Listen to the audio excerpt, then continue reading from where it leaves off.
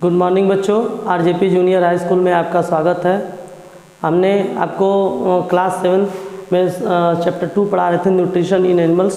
जो आपको हमने उसमें प्रीवियस वीडियो में हमने एब्जॉर्प्शन के बारे में बताया था, विलाई के बारे में बताया था, ये सब आपको बताया था।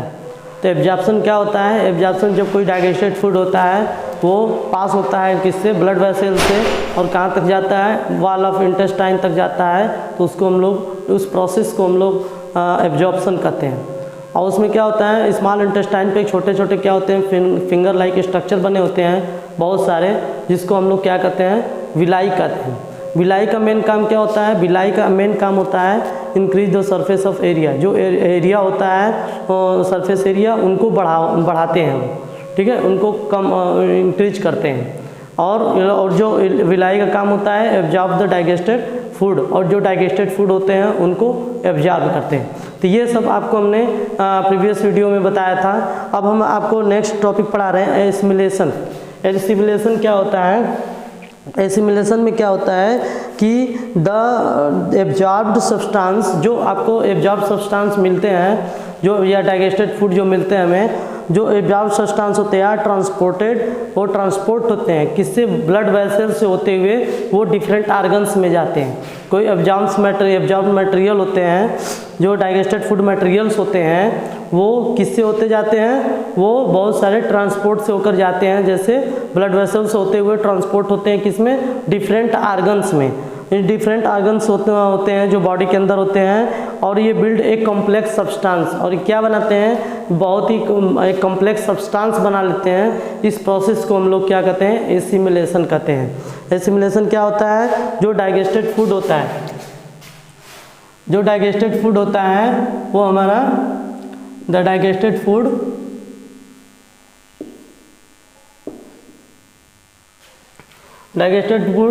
Buildup, digested food it transport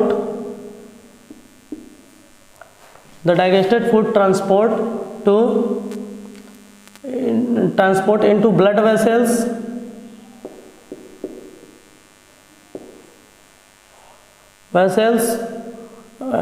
into different organs। यानी जो हमारे शरीर के अंदर अलग अलग आर्गन्स होते हैं उससे होते हुए ये गुजरते हैं। organs in our body, this process is called assimilation कहते हैं, ठीक है। ये जो डाइजेस्टेड फूड होता है हमारा ब्लड वेसल से होते हुए अलग अलग आर्गन्स में जाते हैं, जैसे स्मॉल इंटेस्टाइन और स्टोमक, ये सबसे होते हुए जाते हैं, और ये आर्गन से होते हुए हमारे बॉडी के अंदर जाते हैं। और तो इस प्रोसेस को हम लोग क्या कहते हैं? एसिमिलेशन कहते हैं, ठीक है। और ये ग्लूकोज इसमें ब्रेक डाउन होता है with the help of oxygen. यानी इसमें क्या होता है कि यहाँ पे ग्लूकोज होता है, ठीक है, और यहाँ पे सेल होते हैं। ये सेल हो गया, सेल के अंदर माइटोकॉन्ड्रिया होते हैं, ठीक है, सेल के अंदर माइटोकॉन्ड्रिया होते हैं। और ये क्या होते हैं? ग्लूकोज जब ब्रेक डाउन होता है सेल के अंदर, तो ये क्या, यहाँ पे ऑक्सीजन प्रेजेंट होते हैं। क्या होते हैं? ऑक्सीजन प्रेजेंट होते हैं, और यहाँ से ब्रेक डाउन होकर हमें कार्बन डाइऑक्साइड और प्लस एनर्जी देते हैं, ठीक है। यहाँ से क्या होता है कि इस प्रोसेस में ये हमारा सेल होता है, जब ग्लूकोज इसमें ब्रेक डाउन हो जाता है सेल के अंदर, यहाँ माइटोकॉन्ड्रिया आपको एक क्लास में डिटेल में पढ़ना होगा, माइटोकॉन्ड्रिया से होता है। तो यहाँ पे ऑक्सीजन यहाँ पे प्रेजेंट होता है। ये ऑक्सीजन प्रेजेंट होते हुए जब इसमें ब्रेक डाउन होता है तो कार्बन डाइऑक्साइड जनरेट होता है और एनर्जी रिलीज करता है, ठीक है। तो ये हमारा दो प्रोसेस इसमें बहुत ही इंपॉर्टेंट होता है। और ये फूड जो होता है अनडाइजेस्टेड होता है। ये फूड कैसा होता है? ये फूड हमारा अनडाइजेस्टेड होता है और inter into the large intestine, और वो अनडाइजेस्टेड फूड कहाँ इंटर कर जाता है? लार्ज इंटेस्टाइन में इंटर कर जाता है। तो आपको एसिमिलेशन समझ में आया। अब नेक्स्ट टॉपिक हमारा है लार्ज इंटेस्टाइन। लार्ज इंटेस्टाइन क्या होता है?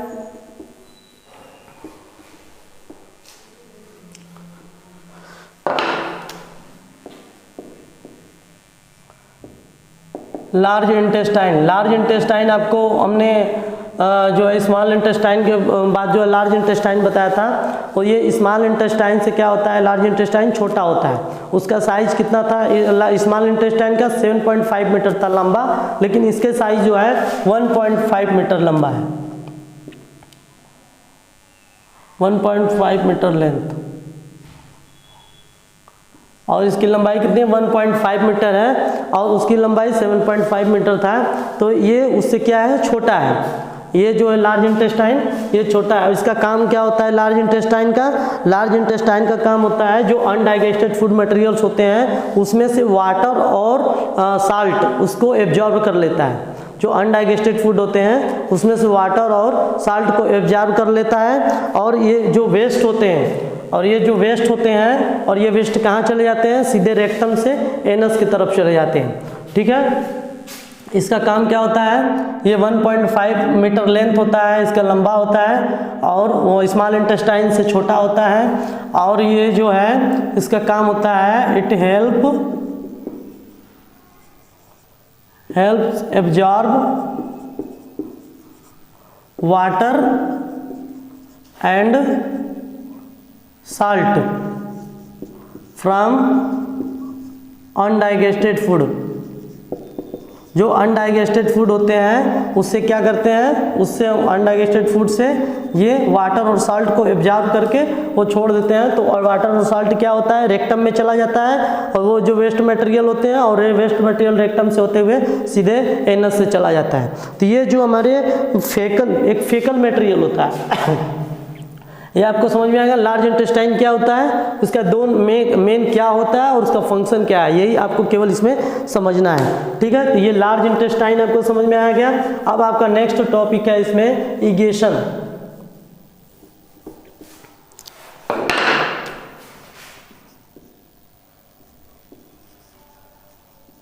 इगेशन क्या होता है?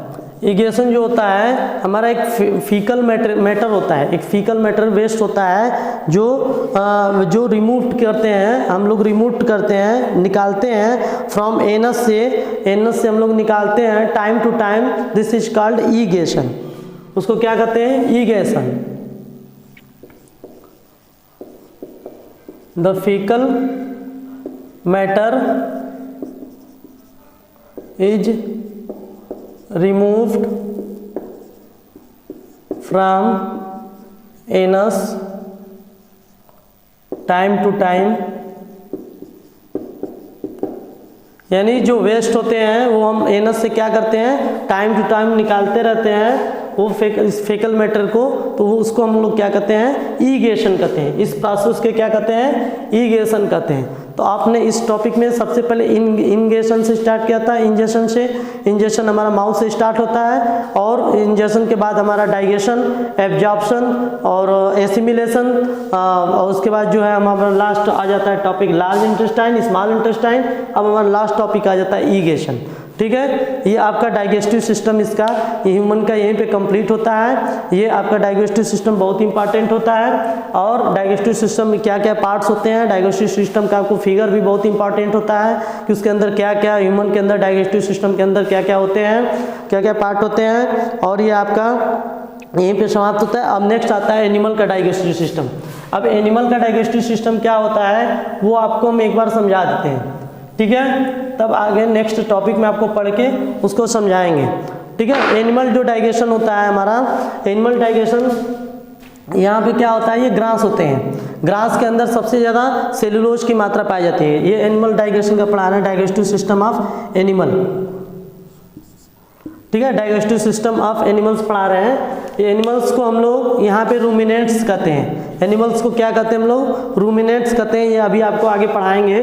तो इसमें क्या है, जब एनिमल जो है ग्रास को माउथ में खाता है, माउथ से खाता है, तो क्या करता है, फूड पाइप से होते हुए या ऊसोफेगस से होते हुए ग्रास कहाँ चला जाता है, रूमेन में चला जाता है। रूमेन वह पार्ट है जहाँ पे जिसको स्टोर करके रखता है। जो ग्रास हम लोग जो एनिमल खाते हैं उसको स्टोर करके रखता है। देखते हैं ना कि जब भी जो है मतलब खाने के बाद जो है वो जल्दी जल्दी खाने के बाद भी मुंह में पगुरी करते रहते हैं, जो पगुरी करते देखते हो उसी को हम लोग रूमिनेशन बोलते हैं। उसको क्या बोलते हैं? रूमिनेशन। यानी खाने के बाद भी गाय क्या है, आधा घंटा तक उसको मुंह को चलाता रहता है, अपने मुंह को चलाता रहता है, उसको रूमिनेशन बोलते हैं। तो ये क्या होता है, इसमें गाय जब इसमें अपने भोजन को क्या करता है, स्टोर करता है। इस भोजन में क्या करता है, रूमेंस में स्टोर करता है। रूमेंस क्या होता है, ये हमारा स्टोमक का एक पार्ट होता है रूमेंस। जैसे स्टोमक में हम लोग स्टोर करके रखते थे भोजन को, ऐसे यहाँ भी है कि ये भी रूमेन में स्टोर करके रखता है भोजन को। ठीक है, तो ये भोजन को जब स्टोर करके रखता है और इसमें जो जब स्टोर कर लेता है, स्टोर करने के बाद इसमें जो भोजन फिर से मुंह में ले लेता है, फिर से अंदर के बाहर ले लेता है मुंह की तरफ, और लेने के बाद फिर से वो अपना पगुरी करना स्टार्ट कर देता है। ये क्या करता है, इसका मतलब ये हुआ कि यहाँ से जब भोजन गाय मतलब काऊ जो होता है या बफेलो, वो अपने फूड पाइप के थ्रू रूमेन में स्टोर कर लेता है भोजन, फिर जल्दी जल्दी खाता है, फिर से स्टोर कर लेता है। यानी वो पूरी तरीके से भोजन को क्या करता है,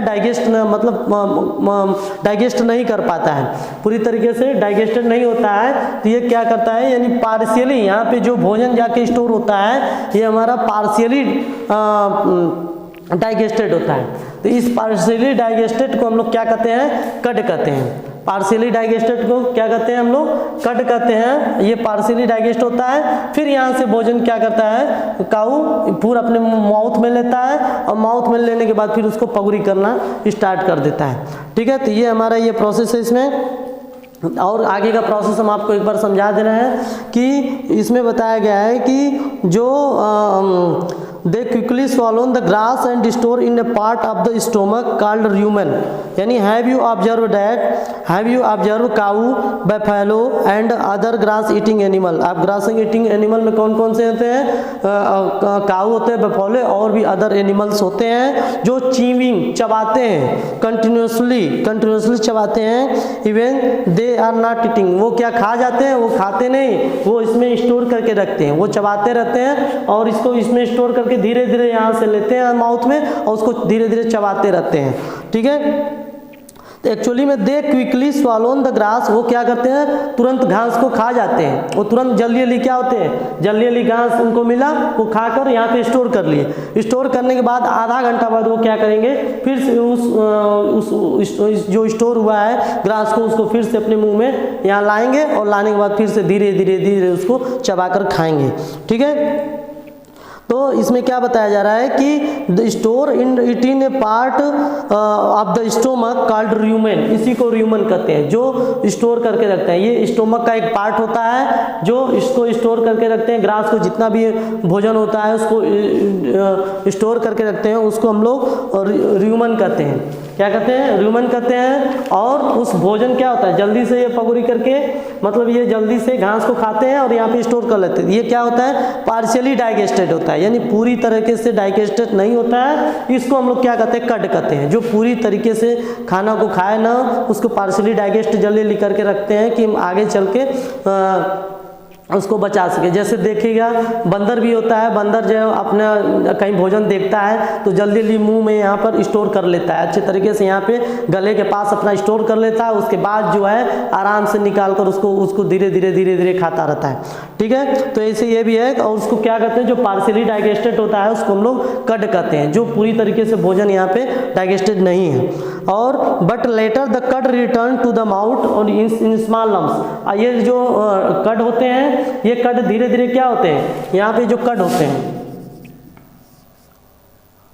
यहाँ क्या है, कट है। ये कट क्या होते हैं, धीरे धीरे क्या होते हैं, माउथ में फिर से रिटर्न हो जाते हैं और स्मॉल लम्स के रूप में, और उसको लम्स के रूप में धीरे धीरे चबाते रहते हैं। तो उस प्रोसेस को हम लोग एनिमल च्यू और चबाते रहते हैं, उस प्रोसेस को हम लोग रूमिनेशन कहते हैं। क्या कहते हैं उस प्रोसेस को, रूमिनेशन।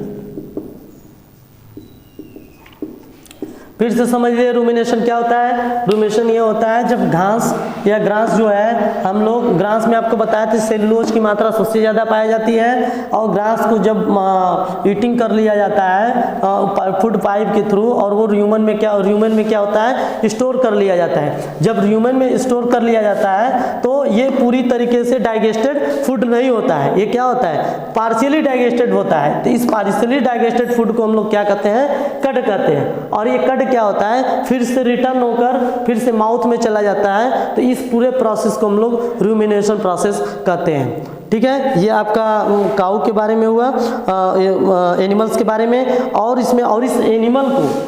इस एनिमल्स को क्या कहते हैं, रूमिनेट्स कहते हैं। जो काऊ है, बफेलो और भी अदर एनिमल्स होते हैं, उन एनिमल्स को हम लोग क्या कहते हैं, रूमिनेट्स कहते हैं। ठीक है, और आपको बताया कि ग्रास में जो सबसे ज़्यादा मात्रा होती है सेलुलोज की मात्रा होती है। और ये सेलुलोज क्या होता है, कार्बोहाइड्रेट का एक प्रकार होता है जो हमारा न्यूट्रिशन के लिए बहुत इंपॉर्टेंट होता है, जो कार्बोहाइड्रेट का एक प्रकार होता है। और रूमिनेंट्स में जैसे कैटिल हुआ, डियर हुआ, ये सब में बैक्टीरिया प्रेजेंट होते हैं। Roman help in digestion of cellulose, यानी इसके अंदर क्या होते हैं, इस सेलुलोज के अंदर क्या होते हैं, बैक्टीरिया भी प्रेजेंट होते हैं।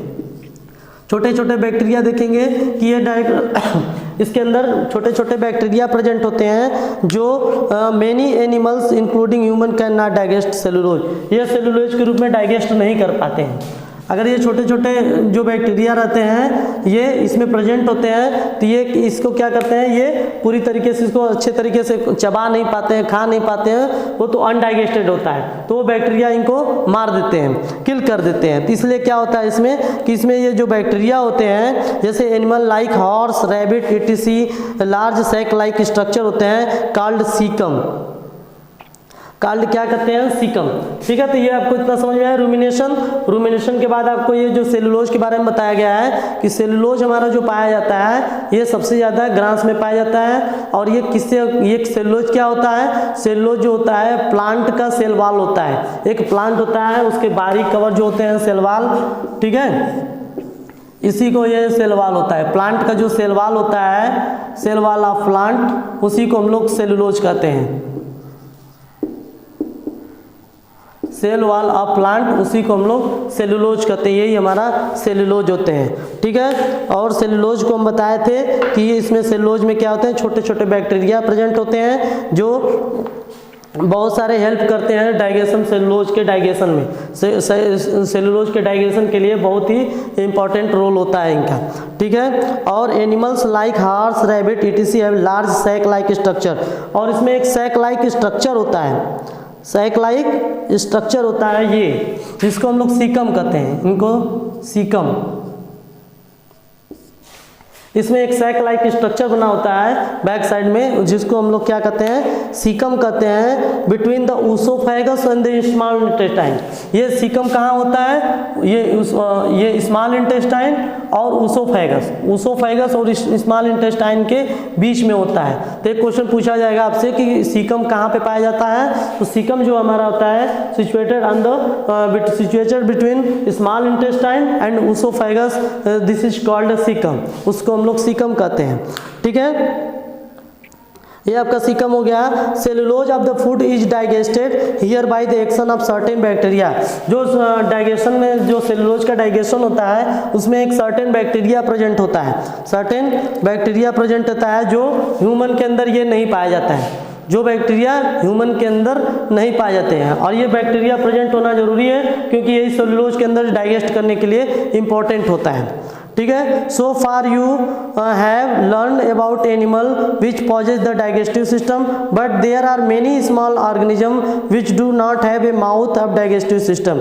इस तरह से आपको पता होगा, याद होगा कि जो एनिमल्स होते हैं उनके अंदर जो डाइजेस्टिव सिस्टम होते हैं, but there are many small organism, उसमें छोटे छोटे ऑर्गेनिजम्स होते हैं, बहुत सारे छोटे छोटे ऑर्गेनिजम्स होते हैं जो माउथ में प्रेजेंट होते हैं, विच डू नॉट हैव माउथ, उस माउथ में प्रेजेंट नहीं होते हैं और डाइजेस्टिव सिस्टम में प्रेजेंट नहीं होते, ये दोनों में प्रेजेंट नहीं होते हैं। Then how do they acquire a digest food, तो वो अपना भोजन कैसे प्राप्त करते हैं। In the section below your we learn another interesting way food intake. इस तरह से दूसरे सेक्शन में जो है आप लर्न कर लेंगे इंटरेस्टिंग वे ऑफ फूड, जैसे फूड हम लोग लेते हैं। ठीक है। तो ये आपका डाइजेस्टिव सिस्टम जो है आपका एनिमल्स का ये खत्म होता है, यहीं पे समाप्त होता है। डाइजेस्टिव सिस्टम में आपको मेनली पढ़ना है रूमेंस क्या होते हैं, रूमेंस का काम क्या होता है, सीकम्स कहाँ प्रेजेंट होते हैं, उनका काम क्या होता है, और हमारा जो सेलुलोज क्या होते हैं, सेलुलोज में भी इंपॉर्टेंट क्वेश्चन बन जाता है, सेलुलोज कहाँ पाए जाते हैं, ये आपका रूमिनेशन क्या होते हैं और रूमिनेंट्स क्या होते हैं, ये सब आपके कुछ इंपॉर्टेंट इसके अंदर है जो मैं आपको पूरा अच्छा तरीके से फिगर बना के समझाया हूँ। अब आपका नेक्स्ट टॉपिक है अमीबा। यह आपका लास्ट टॉपिक है इस बुक का, और अमीबा के बारे में आपको थोड़ा बता देते हैं, ठीक है। अमीबा क्या होता है? अमीबा हमारा यूनिसेलुलर ऑर्गेनिजम्स होते हैं। अमीबा क्या होते हैं? हमारे यूनिसेलुलर ऑर्गेनिजम्स होते हैं और ये माइक्रोस्कोपिक होते हैं, ठीक है। अमीबा हमारा यूनिसेलुलर ऑर्गेनिजम और माइक्रोस्कोपिक होते हैं, ठीक है। तो आपका वो नेक्स्ट टॉपिक है हमारा अमीबा। अमीबा जो होता है हमारा इर्रेगुलर शेप होता है, इर्रेगुलर शेप होता है और यूनिसेलुलर होता है, यूनिसेलुलर माइक्रोस्कोपिक ऑर्गेनिज्म। आप यूनिसेलुलर चाहे सिंगल सेल ऑर्गेनिज्म भी बोल सकते हैं इसको, यूनिसेलुलर माइक्रोस्कोपिक ऑर्गेनिज्म, ठीक है। ये हमारा अमीबा होता है। अमीबा का मेन यही होता है कि अमीबा जो यूनिसेलुलर माइक्रोस्कोपिक ऑर्गेनिज्म होता है, और अमीबा जो होता है वो इर्रेगुलर शेप होता है, उसका कोई शेप जो होता है फिक्स नहीं होता है, और उसका शेप एक तरह से अगर देखा गया है तो फिंगर लाइक प्रोजेक्शन होता है, इसमें फिंगर लाइक प्रोजेक्शन होता है। ये कोई इसका शेप जो है फिक्स नहीं होता है, ये शेप अपना चेंज भी कर सकता है, ठीक है। तो इसका कोई शेप फिक्स नहीं होता है, और ठीक है। इसमें क्या होता है अमीबा में कि अमीबा में यहाँ पे फूड पार्टिकल्स होते हैं, और ये सूडोपोडियम होता है। सूडोपोडियम का दो काम होता है, तो पहला काम ये फीड करते हैं, इसके द्वारा चलते हैं सूडोपोडियम के द्वारा, और दूसरा काम होता है फूड पार्टिकल्स को कैप्चर कर लेते हैं। तो ये फूड पार्टिकल्स को क्या करते हैं, जब कैप्चर कर लेते हैं तो यहाँ पे फूड वैक्यूल्स में फॉर्मेशन होता है। किसका फॉर्मेशन होता है? फूड वैक्यूल्स का फॉर्मेशन होता है, और ये फूड वैक्यूल्स की फॉर्मेशन करने के बाद ये अपने भोजन को डाइजेस्ट करके और लास्ट में इगेशन कर देते हैं, ठीक है। तो ये हमारा अमीबा का पूरा प्रोसेस हो गया। और अमीबा आपको केवल इतना दिमाग में रखना है कि ये single cell organism microscopic organism होता है, ये सूडोपोडियम के द्वारा फीड करता है, चलता है, और फूड पार्टिकल्स को कैप्चर करता है, ठीक है। दो काम होता है सूडोपोडियम का, और सूडोपोडियम सूडो मीन्स होता है फॉल्स, और पोडियम मीन्स फीड करना है, यानी ये चलते हैं तो ये फॉल्स गलत चलते हैं, यानी ये अपना इर्रेगुलर शेप, ये अपना शेप क्या करते हैं, चेंज करते रहते हैं। और ये फूड वैक्यूल्स को फूड को जो पार्टिकल्स को एब्जॉर्ब करते हैं, खींच लेते हैं, कैप्चर कर लेते हैं, तो ये क्या करते हैं, फूड वैक्यूल्स का फॉर्मेशन करते हैं, और फूड वैक्यूल्स जो है लास्ट में वो अपना डाइजेशन होकर इगेशन हो जाता है लास्ट में। ये पूरा प्रोसेस इस अमीबा का होता है। इस तरह से आपका ये जो टॉपिक है क्लास 7 का चैप्टर 2 न्यूट्रिशन इन एनिमल्स पूरी